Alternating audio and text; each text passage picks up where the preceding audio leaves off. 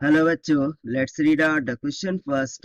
A spring balance reads 10 kg when a bucket of water is suspended from it. जब 10 kg का bucket spring balance से hang किया जाता है तो स्प्रिंग बैग में 10 kg का रीडिंग देखने को मिलता है. Now, what is the reading on spring balance when क्या होगी स्प्रिंग बैलेंस की रीडिंग जब फर्स्ट में बोल रहे हैं an ice cube of mass 1.5 kg is put into the bucket. जब आइस क्यूब जिसका मास 1.5 kg होगा बकेट में रख दिया जाए है. Secondly an iron piece of mass 7.8 kg suspended by another spring is immersed with half of its volume inside the water in the bucket. यानी कि एक आयरन पीस जिसका मास 7.8 kg होगा उसको अनदर स्प्रिंग से हैंग करके उसके हाफ वॉल्यूम को बकेट में डीप किया जाए. सो उस टाइम पर स्प्रिंग का बैलेंस का रीडिंग क्या होगा वो हमें यहाँ पर फाइंड करना है. साथ साथ रिलेटिव डेंसिटी ऑफ आयरन वो हमें गिवन है 7.8 के equal. So basically 7.8 kg per metre cube होगा ये. तो चलिए हम स्टार्ट करते हैं सोल्यूशन से. But before of it let's see the key concept which we are going to use here for this question. So basically we know that जो volume होता है वॉल्यूम हम किस तरीके से लिखते हैं मास अपॉन डेंसिटी. ठीक है. सो बस इसी कॉन्सेप्ट का हम यहाँ पर यूज करने वाले हैं. एंड रादर देन दैट जब हम बकेट में इस आइस पीस को जिसमें वाटर भरा हुआ है डुबोएंगे और रादर देन दिस जब आयरन पीस को हम उसमें डीप करेंगे सो उस पर एक अपतस फोर्स लग रहा होगा. सो वो अपतर फोर्स का फॉर्मूला क्या हो जाता है this is equals to density into volume into gravitational acceleration. So इस कॉन्सेप्ट का हम यहाँ पर यूज करने वाले हैं. तो चलिए फाइनल स्टार्ट करते हैं सोल्यूशन. तो सबसे पहले तो हम फर्स्ट पार्ट के लिए कैलकुलेशन करेंगे कि स्प्रिंग बैलेंस की रीडिंग क्या होगी जब बकेट में एक आइस क्यूब रख दिया जाए जिसका मास 1.5 kg की इक्वल है. तो बेसिकली जब आइस क्यूब हम बकेट में रखेंगे तो उसका जो वेट है वो बढ़ जाएगा. वो कितने से बढ़ जाएगा 1.5 kg से. ठीक है. तो चलिए हम सबसे पहले वेट कैलकुलेट कर लेते हैं. So when ice cube put into bucket of water,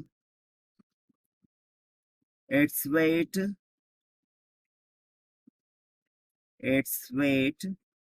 will becomes out equals to 10 kg. ये तो बकेट का वेट था प्लस हमने उसमें आइस क्यूब डाल दिया है तो उसका वेट यहाँ पर ऐड हो जाएगा and it will becomes out L1.5 kg के इक्वल.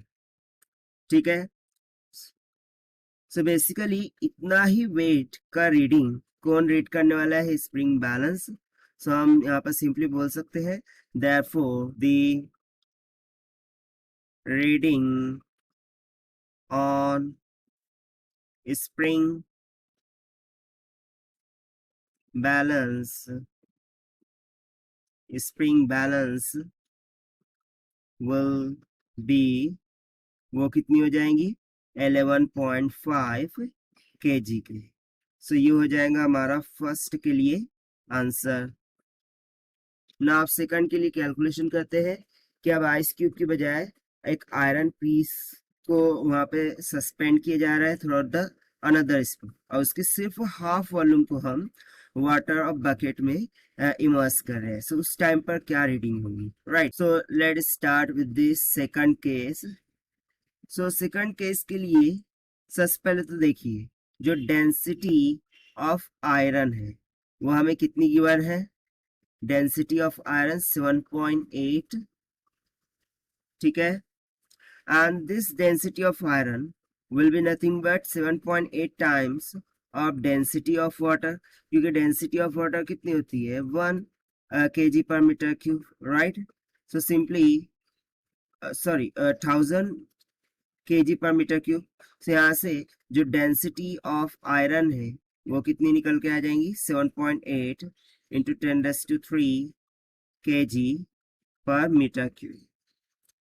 राइट ना, ये हमने क्यों कैलकुलेट किया है, बिकॉज हमें वॉल्यूम ऑफ आयरन फाइंड करना है। सो लेट्स से जो वॉल्यूम ऑफ आयरन है वो यहाँ से क्या आ जाएगा, by using the conceptual formula V is equals to m by rho, but यहाँ पर डेंसिटी ऑफ क्या होगी, आयरन होगी, और मास ऑफ आयरन होगा। अब मास ऑफ आयरन कितना गिवन है 7.8 kgs, राइट। तो ये हो जाएगा 7.8 divided by density of iron, हमने फाइंड किया है 7.8 इंटू 10⁻³। सो ये 7.8 तो कैंसिल हो गया, ये 10⁻³ ऊपर जाके 10⁻³ मीटर का क्यूब हो जाएगा। सो बेसिकली ये total volume of iron pizza है, but as per the question सिर्फ हाफ पार्ट क्या हो रहा है, बकेट में हैंग हो रहा है, बाकी का हाफ पार्ट नहीं हो रहा है। सो यहाँ से हम बोल सकते हैं since half iron piece is immerse in the water, so volume of water यानी कि जो हाफ ऑफ आयरन पीस का जो वॉल्यूम है वो जब बकेट में वाटर में जाएगा, सो वो जितना भी वॉल्यूम वहां पर घेरेगा वो बेसिकली किसके इक्वल हो जाएगा, the volume of water displaced by the iron piece, right. तो सिंपली यहां से हम बोल सकते हैं volume of water displaced, volume of water displaced by iron piece, वो कितना आ जाएगा, let's say V dash, so it will be equals to, as per the question सिर्फ half volume है, so वो हो जाएगा V/2, so it will be equals to 1/2 into 10⁻³ metre का cube के इक्वल हो जाएगा।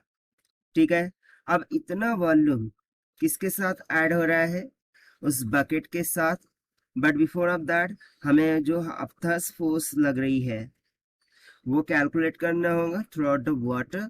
सो let's calculate that, the upthrust on iron, upthrust on iron, so वो क्या हो जाएगा by using the conceptual formula, let's say F of I, this will be equals to volume displaced by the iron piece into density of water, क्योंकि यहाँ पर water उस पर अपथस force लगा रहे हैं, multiplied by the gravitational acceleration G, so it comes out 10⁻³ divided by 2 into 10⁻³ हो जाएगा, multiply by value of G कितना हो गया 9.8, so यहाँ से 10⁻³ 10⁻³ कैंसिल, इसका हाफ बोले तो कितना हो जाएगा 4.9 के इक्वल, राइट। सो इतना न्यूटन का फोर्स उस आयरन को अपथस करने में लग रहा है, राइट। सो बेसिकली इस न्यूटन फोर्स को यदि मैं kgf में कन्वर्ट कर दूं, सो हम बोल सकते हैं कि इतना वेट उस बकेट में ऐड हो रहा है। तो सिंपली यहां से हम बोल सकते हैं weight of iron adds to bucket, वो क्या हो जाएगा 4.9 न्यूटन डिवाइडेड बाय जी कर देंगे, सो ये हो जाएगा 4.9 divided by 9.8 comes out 0.5 kgf। ठीक है, तो सिंपली हमें रीडिंग बतानी थी स्प्रिंग बैलेंस की, सो यहाँ से हम बोल सकते हैं reading of spring balance, reading of spring balance हो जाएगा 10 kg तो बकेट का था, प्लस ये 0.5 kg आयरन का हो गया, सो कितना हो जाएगा 10.5 kg के इक्वल।